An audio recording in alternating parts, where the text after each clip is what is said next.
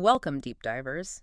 Imagine a company quietly built on just one really powerful idea. A true hidden champion, patiently sort of transforming an entire industry, all while operating in this really specialized corner of the market. Hmm.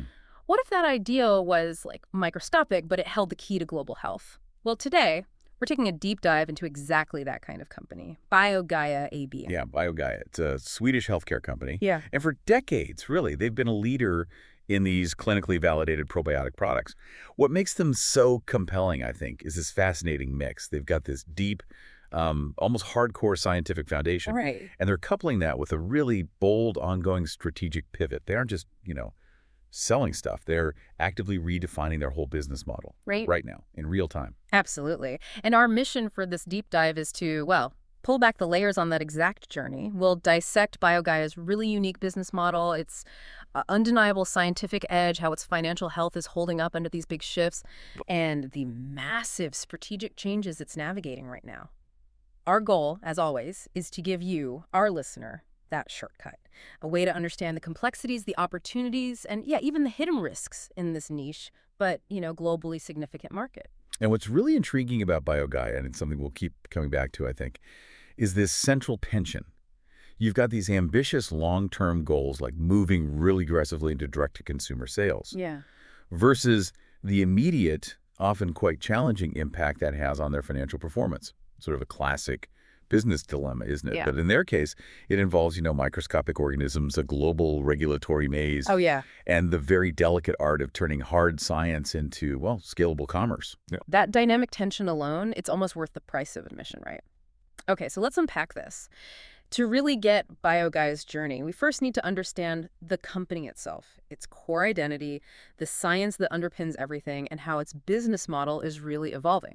So you've introduced them as this Swedish healthcare leader, but let's go deeper. What makes them them? What's their core identity? Okay, so at its heart, BioGaia AB, founded way back in 1990, so they've been around, they're singularly focused. They develop, market, and sell probiotic products. But crucially, ones with documented health benefits. Their vision, pretty clear, become the most trusted probiotic brand globally. Ambitious. Very. And they're not just hoping for it, they're building it on what they call a science-first identity. And this is backed by, over 3 decades of dedicated microbiome research. It's not just marketing fluff, it feels fundamental to their DNA. Every product aims to be a scientifically proven solution. Okay, and that science-first foundation, is that genuinely a deep competitive edge, or is it more just, good corporate branding? What specifically is at the absolute core of their scientific advantage? Oh, it's unequivocally a deep edge, no question. Because at the heart of their entire IP, their whole product portfolio, there's one star player, a specific lactic acid bacterium called Lactobacillus reuteri. They usually just call it L. reuteri. L. reuteri, okay. This tiny organism, discovered decades ago, it's basically their secret weapon. So this L. reuteri isn't just any old bacteria, it's their bacteria, their unique fingerprint in the market. Exactly. That's what creates their deep scientific moat, as they call it. They've managed to secure over 600 granted patents worldwide. Wow, 600? Yeah, 600. Yeah. And these protect not just the specific L. reuteri strains they use, but also their unique applications for different health benefits. Like what? Can you give an example? Sure. So for instance, they hold patents for L. reuteri DSM promotion 1T938. That one's crucial for promoting healthy development of the enteric nervous system in infants, basically the gut-brain. Okay. And that features heavily in their pediatric products. Then there's L. reuteri ATCC PTA 6475, which is key in their BioGaia Gastrus product for adult gut health. Yep. That's also protected. This huge IP portfolio creates a really significant durable barrier. It makes it incredibly difficult for competitors to just copy their proven formulations and, importantly, their scientific claims. It's really a testament to the power of proprietary innovation.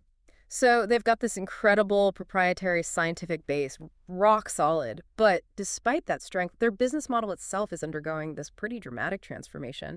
You mentioned historically they relied on this capital-light B2B partnership network. That's right. Working with local distributors in, over 100 countries, often co-branding or private labeling? Yeah, exactly. That was the model. Capital light, leveraged partners, local knowledge and infrastructure. But that's changing.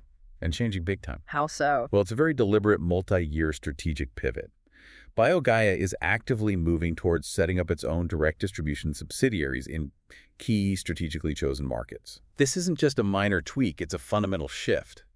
They're moving away from that B2B-centric model towards something more integrated, a direct-to-consumer or B2C and omni-channel strategy. Think of it like moving from being the, I don't know, the brilliant ingredient supplier behind the scenes Yeah. to becoming the star chef who's selling directly to the diners in their own restaurant. That's a great analogy. But why make such a massive culinary leap, right?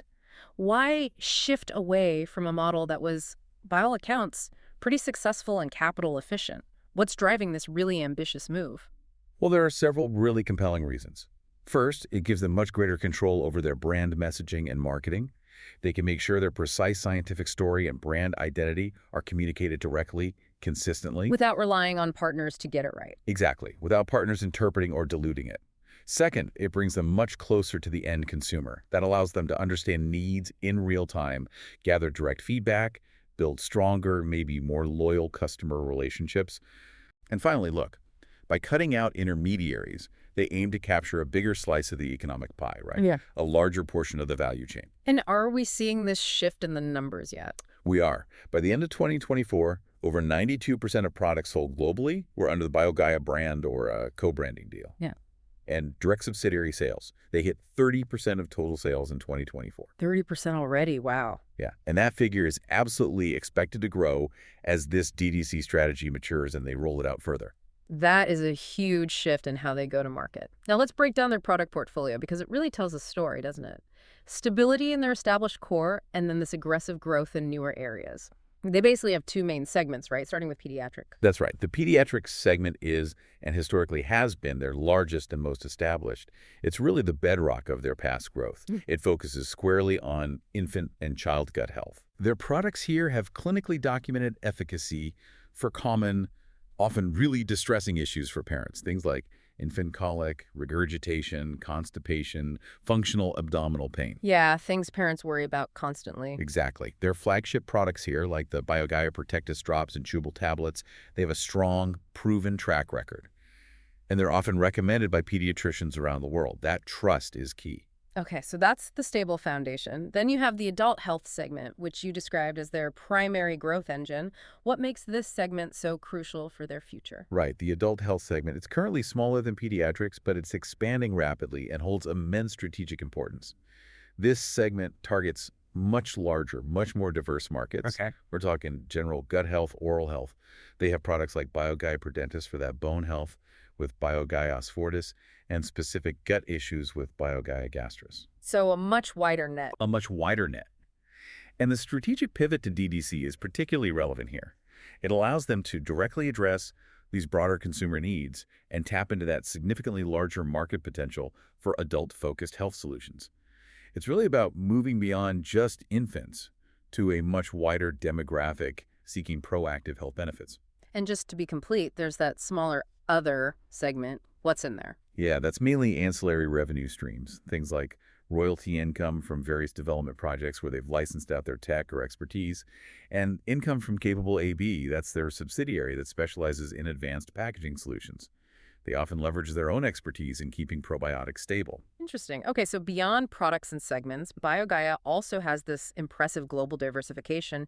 Products in over 100 countries. That sounds like a fantastic way to spread risk. It really is. Their revenue distribution for the full year 2023 was remarkably balanced, which really speaks to their global reach. It was roughly 39% from the Americas, 38% from EMEA, that's Europe, Middle East, and Africa, and 23% from APAC, the Asia-Pacific region. Pretty even split. It's very even. And that geographic balance is incredibly important. It mitigates risk. You're not overly reliant on any single market, whether it faces an economic downturn, political issues, or, importantly, regulatory changes. It provides a broad, stable base for expansion and resilience. We've really unpacked BioGaia itself now. But to get the full weight of their strategic moves, we need to understand the ocean they're swimming in the global probiotics market. And trust me, listeners, this gets really interesting. This isn't just some niche market anymore, is it? It's truly booming. Oh, absolutely. It's a powerhouse. The global probiotics market isn't just large. It's experiencing structural, sustained growth. Now, estimates vary a bit depending on who you ask, but the general consensus points to a massive market valued somewhere between, say, 61 billion and 87 billion US dollars in the early 2020s. That's huge. It is, and the tailwinds are strong. Forecasted compound annual growth rates, the KGRs, are projected in the range of 7% to maybe 14% through 2030.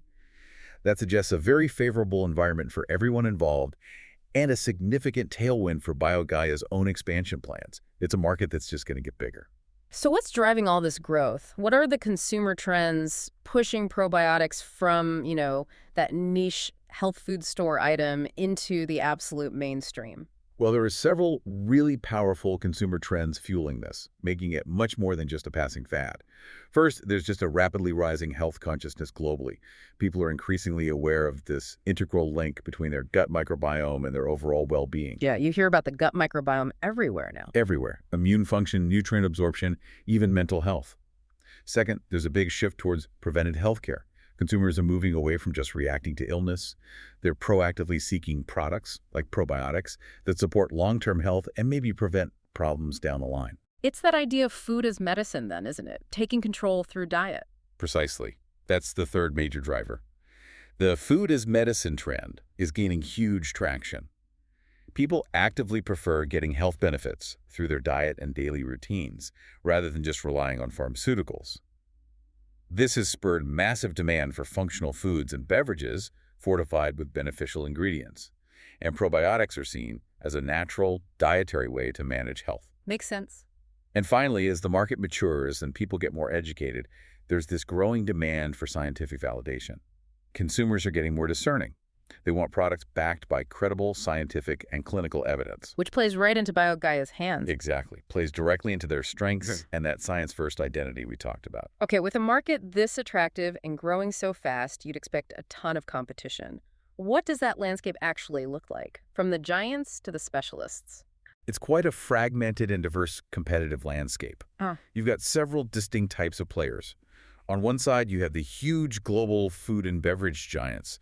Think Danone with Activia and Actimel. Yeah, household names. Right. Nestle, Yakult, Hancha. These companies are dominant, especially in the mass-market probiotic yogurt and fermented beverage categories. They have immense scale, massive distribution networks, huge marketing budgets. They're formidable competition, especially in winning consumer mindshare. So the big players everyone sees in the supermarket dairy aisle. Exactly. Then you have specialized ingredient suppliers. Companies like Novonesis, that's the merged Cray-Hansen and Novozymes, they operate mostly B2B, supplying microbial cultures and enzymes to food, supplement, and pharma manufacturers. They're kind of the silent enablers behind many probiotic products you see. Okay, the B2B guys. And finally, you have specialized probiotic companies like BioGaia itself. Peers in this category would include BioGaia AB, another science-driven Swedish company, and other big brands in the supplement space like Culturelle or ADM Protexin. It's a dynamic mix, everyone competing on slightly different levels. We've covered the market, the competition, but I have a feeling the real twist in this story, what genuinely shapes this industry, has got to be the regulatory environment. Is this where things get really challenging, or maybe, surprisingly, does it work to BioGaia's advantage sometimes? You've absolutely hit on the critical factor here, the regulatory framework for probiotics. It's less like a clear rule book and more like a wild, fragmented patchwork quilt of regulations. It changes dramatically from country to country, and this isn't just a nuisance. It's one of the biggest forces shaping who gets to play and succeed in this market. Let's take the European Union, for example. It's often called a regulatory maze. Yeah. Under their Nutrition and Health Claims Regulation, or NHCR, the European Food Safety Authority, EFSA, has not approved any general health claims for probiotics. Zero. None. None. Consequently, the European Commission basically considers the term probiotic itself to be an unauthorized health claim. Wait, hang on. So in Europe, you can't even really say the word probiotic on a product label. That seems almost counterintuitive for a company built entirely around these bacteria. How do you even market a probiotic product without calling it that? It absolutely creates a significant hurdle, a major one. It severely restricts their ability to communicate the functional benefits on packaging, in advertising. It basically puts them in a marketing straitjacket. Oh, wow. It forces creativity and reliance on other channels, other ways to communicate, And to make it even more complicated, a few individual member states, Italy, Spain, Denmark, France, have issued their own national guidelines that permit using probiotic as just a factual category descriptor on food supplements. So you have this incredibly inconsistent, fragmented situation across the union. That sounds incredibly complex and frustrating. What about other big markets like the US and China? Is it any clearer there? Not necessarily clearer, just different. In the U.S., the FDA regulates probiotics based on their intended use. The vast majority are marketed as dietary supplements. Okay. And that category generally doesn't require pre-market approval. Manufacturers have to follow good manufacturing practices, CGMP, and ensure their products are safe. Now, direct health claims, like saying this product treats Crohn's disease, absolutely prohibited without full FDA drug approval. Big difference. But companies can make what are called structure function claims. So they can say supports digestive health or promotes a healthy immune system. They just can't claim to cure or treat a specific disease. It's a very fine, very specific line. Got it. And China. We know that's a massive and often complex market. China, yeah. Through their State Administration for Market Regulation, SAMPR, they have a very strict pre-market registration or notification process for what they call health foods, and that's where probiotics fall. It's a rigorous system. Yeah. Approved products are only allowed to make specific health claims from a government-approved list. There are only 27 potential functions on that list. So if your product's benefit isn't one of those 27, you can't claim it, period. So this regulatory complexity, it sounds like both a huge burden and maybe counterintuitively a protective barrier for BioGaia. Can you break down that kind of double-edged sword for us? It is absolutely both. On one hand, the stringent and just wildly different nature of these global regulations creates substantial barriers to entry for new players. Anyone new coming in has to navigate this costly, time-consuming process of compiling extensive safety data, sometimes efficacy data too. Right. This actually protects established, science-focused players like BioGaia. Their huge clinical trial portfolio is a key asset in meeting these requirements. It acts as a powerful moat, shielding them from competitors who maybe haven't done as much clinical validation. So it's almost like the stricter the rules, the harder it is for newcomers to challenge someone with BioGaia's deep scientific bench. Precisely. At the same time, these regulations, particularly the EU's ban on using probiotic as a health claim act, as that marketing straitjacket we mentioned, it really limits their ability to communicate their core value directly to consumers through mass channels. Yeah. This forces them to rely more heavily on alternative strategies, like building relationships with healthcare professionals, doctors, pediatricians who can recommend the products based on the clinical evidence they see. That channel is incredibly effective for building trust, but it's definitely slower and more resource-intensive to scale up than just blasting out consumer ads. It truly highlights why their science-first approach isn't just a preference for them, it's a critical competitive necessity. Fascinating. So they've got this deep science moat, they're navigating this incredibly complex regulatory world, and they're making this massive strategic pivot. Let's dig into the numbers now. How does all this translate financially? What does BioGaia's financial profile actually look like amidst all these moving parts? Okay, financially, BioGaia presents this really compelling picture of strong top-line growth and consistently high gross profitability. That's the good news. However, we are also definitely seeing near-term operating margin compression. Okay. Now, this isn't necessarily a sign of weakness in the core business itself, but rather a direct and frankly expected consequence of those strategic investments in the D2C transition we've been talking about. They are spending money now to hopefully make more money later. So it's a deliberate choice for future gain, not some deterioration of the fundamental business. Let's look at the trends, say, from 2022 to 2024. How has revenue grown during this big period of change? Well, BioGaia has shown pretty impressive top-line momentum, proving they can grow even while transforming.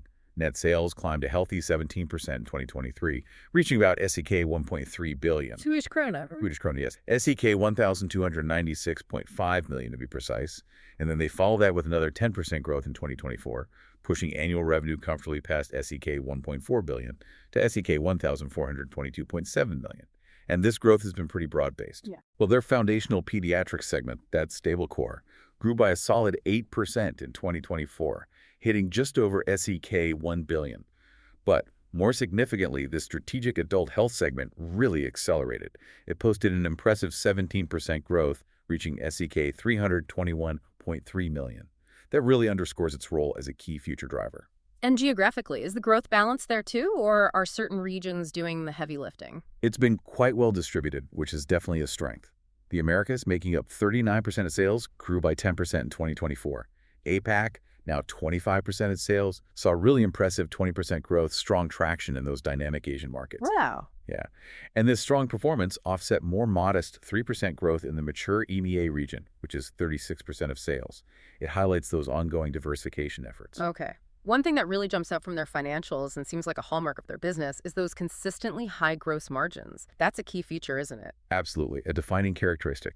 Their gross margin has remained remarkably stable and robust, consistently staying above 72% throughout this period, 72.6% in 2022, 73.3% in 2023, 72.5% in 2024. That's really high for this kind of product. It is, and it's not just a good number. It indicates very strong pricing power and highly efficient, high-value production.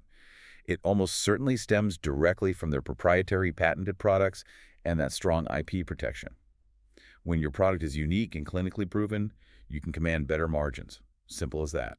But despite those stellar gross margins, we're seeing some operating margin compression. So what does this all mean for their profitability on the bottom line? Is that something investors should be concerned about? This is precisely where that strategic pivot becomes really visible in the numbers and where understanding the context is absolutely crucial.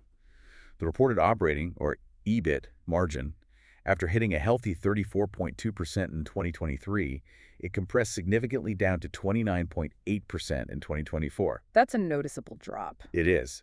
And even if you adjust for one-time items, the adjusted operating margin still saw a decline from 34.3% down to 33.6%. Now, crucially, this compression is not because gross profitability is weakening or the product is failing. It's a direct consequence of a deliberate strategic choice. The investment spending. Exactly. Operating expenses have simply grown faster than revenues, driven by substantially increased investments in sales and marketing activities. They're pouring money into establishing and scaling up those new direct sales subsidiaries in key markets, and into digital channels, too. It reflects a conscious trade-off. They're sacrificing some near-term profitability in pursuit of greater long-term growth potential and more direct control over their market destiny.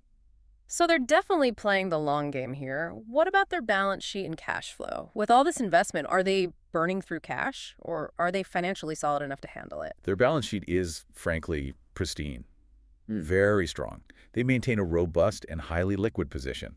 Their quick ratio is 3.45, current ratio 5.74. Which means Basically, very healthy liquidity. They have plenty of readily available assets to cover their short-term debts. Crucially, the company operates with no net debt. Zero.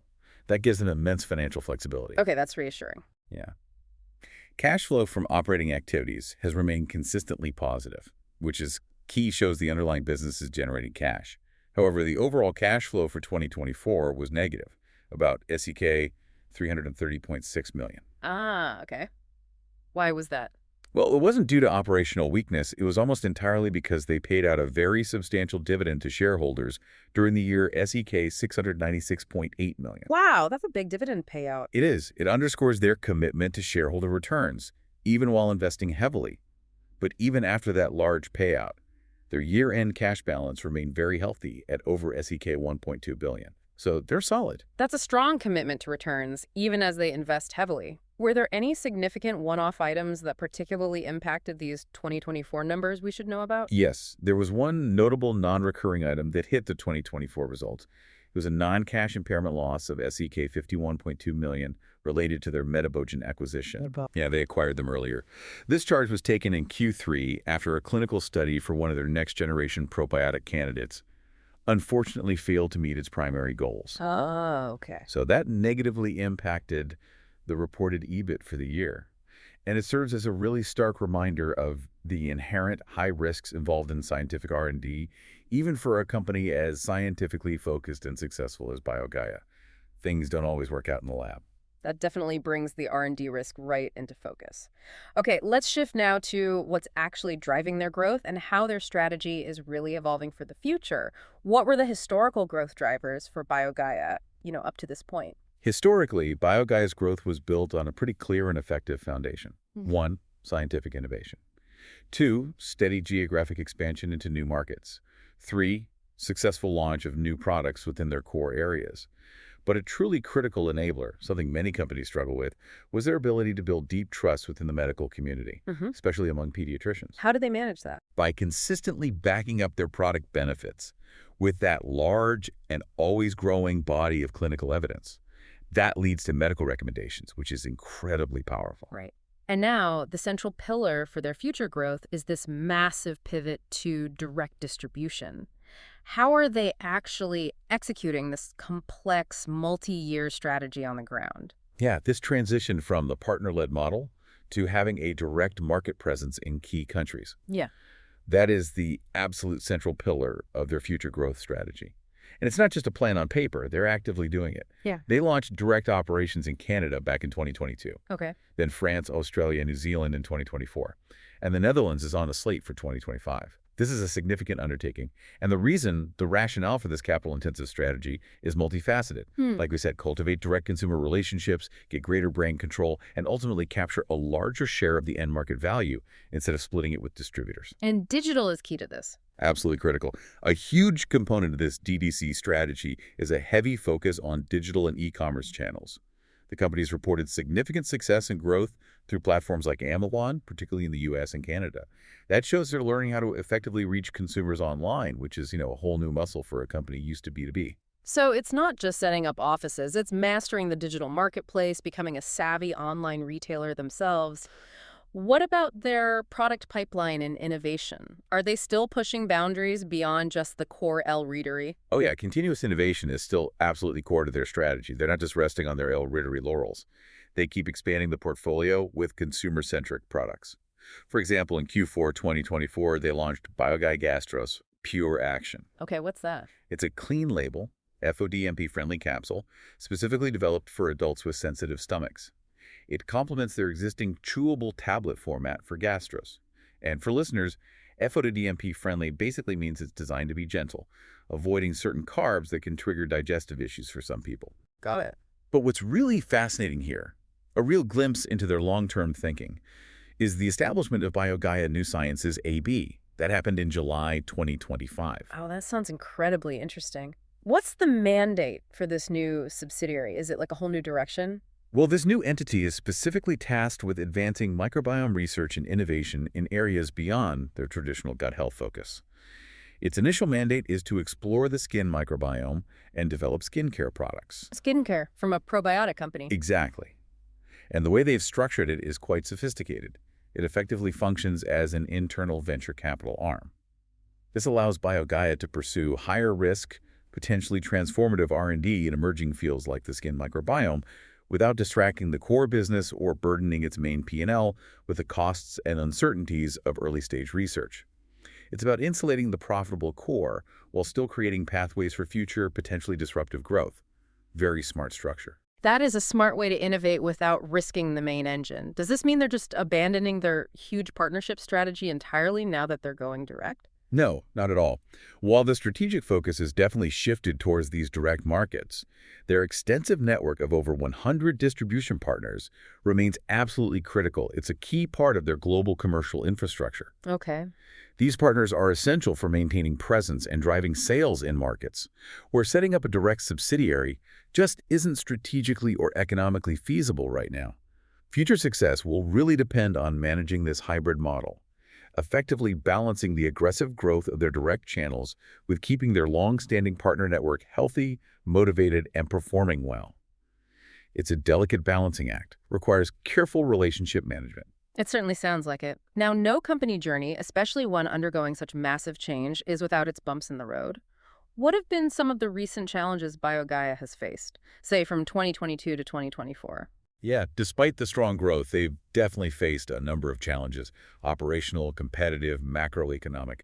The most prominent internal challenge has been that operating margin compression we discussed. Right, the investment impact. Exactly.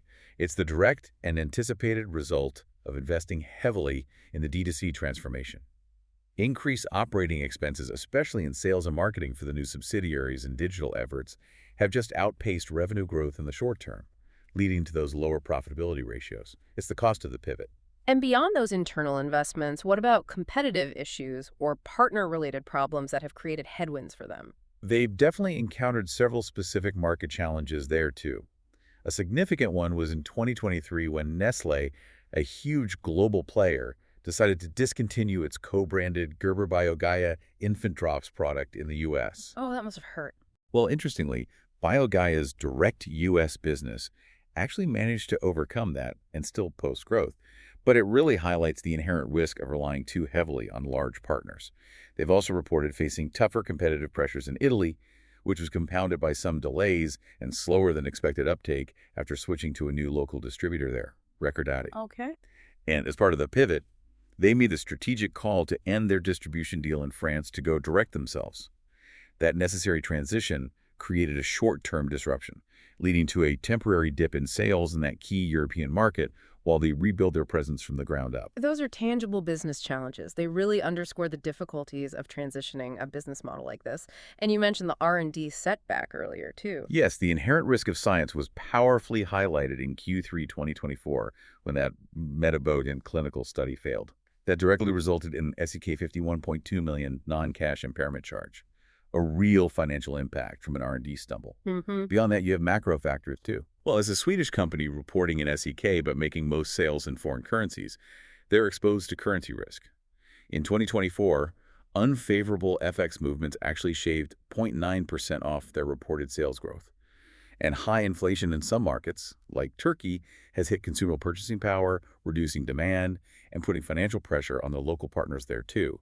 It's a constant juggle with global economic shifts. So a company in transition is definitely going to feel some growing pains and face these external pressures. But let's flip that coin. What are BioGaia's core competitive advantages?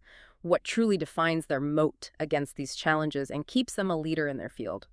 BioGaia has cultivated a really deep and highly defensible competitive moat, built on several key pillars that set them apart and create high barriers for others.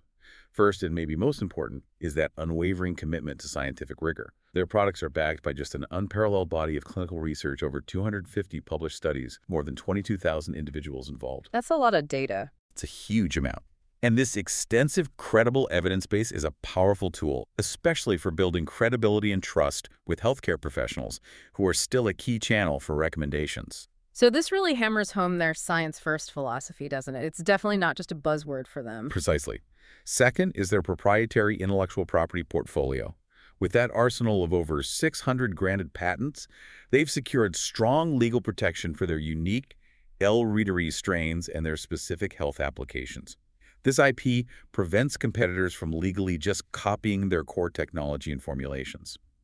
That ensures product exclusivity and a distinct market advantage. Okay, science and IP. What else? Third, they've built immense brand trust and a strong healthcare network over 3 decades. The BioGaia brand is really synonymous with safety and efficacy, especially within the pediatric community. Recommendations from pediatricians for things like infant colic have created a highly loyal user base and a defensible market position. It's just really tough for newcomers to penetrate. Trust built over time. Exactly. And finally, their high-margin, financially robust model. The company consistently generates those high gross margins, over 70%, and its balance sheet is exceptionally strong: net cash, no debt. This financial strength gives them significant operational flexibility. They can fund their aggressive growth plans, invest in cutting-edge R&D, and return substantial capital to shareholders, all without needing external financing. That's a powerful and multifaceted set of advantages. How would you rate the quality of their current management team and their strategic vision, especially with CEO Teresa Agnew, who took over in September 2023? Do they seem equipped to navigate this really ambitious transformation? Well, the management team, led by CEO Teresa Agnew since late 2023, has certainly articulated a very clear and ambitious strategic vision for this next phase of growth. The vision centers squarely on evolving the business model from those B2B roots to a more integrated, consumer-facing, omni-channel approach. Right. Key priorities are clearly the aggressive expansion of the direct distribution business, a focused effort to penetrate that high-potential adult health segment, and continuing to leverage scientific innovation, including through ventures like BioGaia New Sciences. Now, the execution of this complex multi-year strategy, that will be the primary determinant of management success. It's an ambitious roadmap, no doubt, and their ability to deliver on it will really define their tenure. And thinking about the long game here, how sustainable do you think BioGaia's market position is, especially as they navigate these huge shifts into new channels and segments? I'd say BioGaia's market position looks highly sustainable within its core pediatric niche. That's where its scientific moat and brand equity are strongest, deepest, really entrenched. The key strategic question, though, the big unknown, is whether this dominant position can be successfully replicated in the broader, much more competitive adult health segment and through the D2C channel. Yeah, that's the gamble. It is. Moving into those areas will really test their competitive advantages against larger, often better-funded food and pharmaceutical companies who might have decades more experience in direct consumer marketing. Success is going to hinge on BioGaia's ability to effectively translate its deep scientific credibility and professional endorsements into widespread consumer brand recognition and loyalty. That's a fundamentally different marketing challenge than their historical B2B approach, and it's the challenge they're investing so heavily to meet right now. Okay, let's shift gears now and look at BioGaia specifically through an investor's lens. Given everything we've discussed, the science moat, the pivot, the financials, how does BioGaia's valuation stack up in the market? Are they expensive, cheap? Well, looking at BioGaia's valuation, it definitely trades at a significant premium compared to many of its peers. This really reflects its superior financial characteristics, yes, but also the market's positive, maybe even eager expectations for its future growth path. Can you give us some numbers? Sure. For example, its trailing price to earnings, or PE ratio, is around 33.5x. That's notably above its own 5-year median, which is closer to 26x, and also well above the broader industry average, maybe around 23x. Okay, so a clear premium there. Yeah, and similarly, its enterprise value to EBITDA multiple, EBITDA, while it has compressed from a peak it hit back in 2020, it still stood at roughly 21.1x on a trailing 12-month basis. These are definitely robust multiples, indicating high market expectations. Why do investors give BioGaia such a premium valuation? What factors really justify paying more for BioGaia compared to others in the industry? Well, that premium isn't without strong justification. It's supported by a combination of superior financial and strategic attributes that truly set BioGaia apart. Firstly, there's superior profitability. Those gross margins consistently above 70% are significantly higher than larger competitors like Yakult or Novonesis, whose margins are often more in the mid-50s. That reflects a high value add of their proprietary patented products. Right, the science pays off. Exactly. Secondly, that pristine balance sheet. Operating with net cash and no financial debt is a stark contrast to many more leveraged peers. This financial strength dramatically reduces risk and provides immense strategic flexibility. Thirdly, the strong IP moat. That extensive patent portfolio provides a durable competitive advantage that's just hard for others to replicate, justifying a higher valuation for the quality and defensibility of its earnings. And finally, their consistent track record of delivering strong organic growth, plus the expansion into adult health, offers a clear pathway for sustained future growth. Investors like that story. So the market is essentially pricing in a lot of future success for this D2C pivot, assuming it's going to pay off big time down the road. That's exactly right. The current valuation multiples clearly embed very high expectations for future performance. The market seems to be pricing in a successful execution of this strategic pivot to D2C. It anticipates this will lead to accelerated revenue growth and eventually a recovery and even expansion of operating margins once this heavy initial investment phase is over. But that means It means the valuation leaves very little margin for error. Any significant stumbles in execution may be prolonged margin compression without that faster growth kicking in, or a failure to gain real traction in these new direct markets could easily lead to a re-rating of its valuation multiples, bringing them more in line with the broader peer group.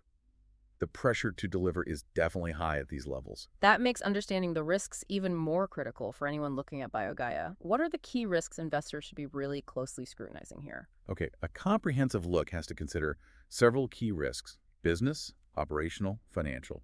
Regulatory risk is a primary one. That complex, fragmented, often restrictive landscape for probiotics remains a major risk factor. In the EU, like we said, not being able to use probiotic as a health claim is a huge marketing constraint. Any further adverse regulatory changes in key markets could impede growth. And just the lack of global harmony creates ongoing compliance costs and complexity. Okay, regulatory is big. What else? Clinical trial and R&D risk. Their future growth pipeline depends on successful R&D. As that 2024 metabogen impairment showed us, clinical trials can and do fail.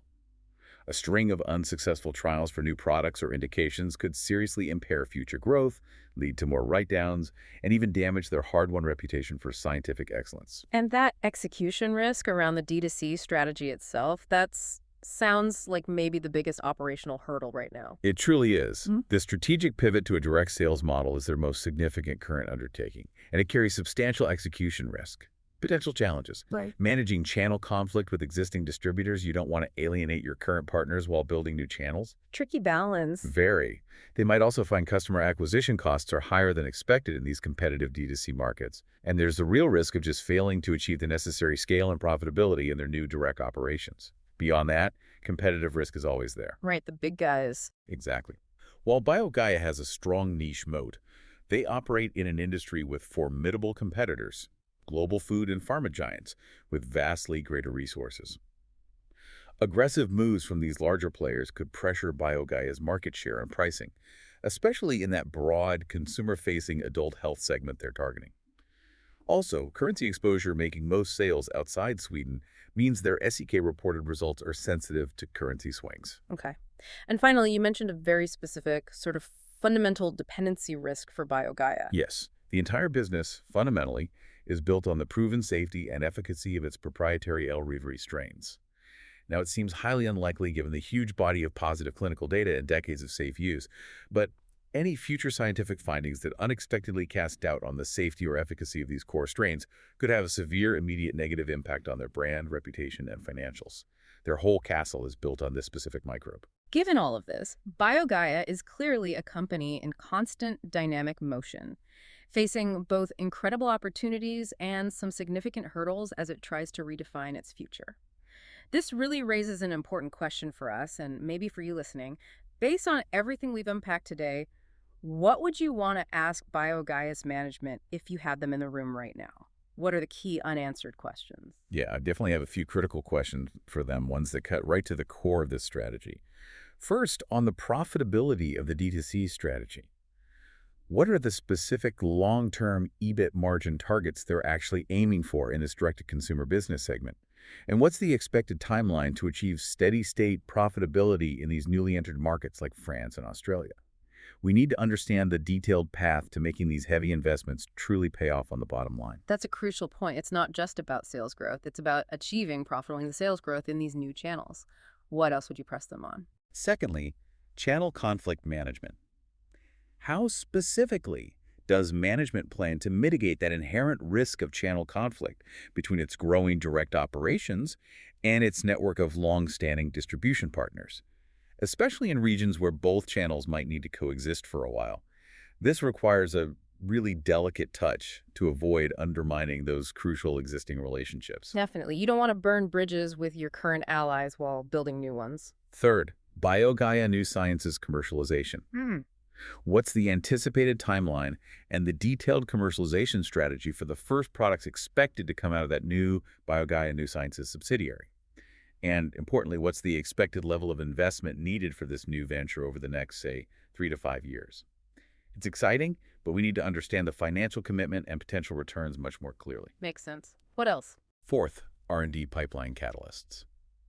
Okay, following the Metabogen setback, what are the next 1 or 2 most significant clinical trial readouts coming up in their R&D pipeline? And what's the potential market size of the indications they're targeting with those trials?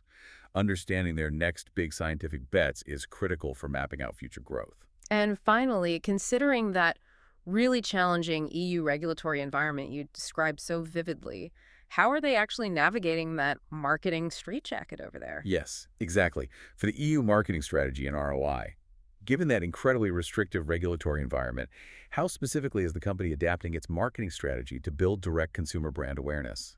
What precise metrics are they using to measure the return on investment for these increased marketing expenditures, particularly when direct health claims are so constrained? It's a genuinely tough marketing landscape to navigate in the EU, and their strategy there is absolutely paramount. Those are powerful questions. They get right to the heart of BioGaia's strategic pivot and its potential for long-term success. So, to recap our deep dive today, we've journeyed through BioGaia's scientific backbone, its ambitious and complex strategic pivot from B2B to D2C, its robust financial profile that's enabling these bold moves, the dynamic yet incredibly complex probiotics market, and the critical risks and opportunities ahead. What really stands out, I think, is that fundamental trade-off they're making, accepting short-term financial pressures from significant investments, all in pursuit of far greater long-term growth and value capture. It's a classic example, isn't it? Balancing immediate demands with future potential, but played out on a global stage with microscopic heroes. And it leaves us with a fascinating thought for you, our listener, to mull over. In a world increasingly focused on health, on personalized wellness, can a company built on a single scientifically validated microbe truly redefine its future by going direct to consumers? Or will the complexities of a fragmented global market, especially those formidable regulatory hurdles, ultimately prove too great a challenge, even for the most innovative and scientifically robust players?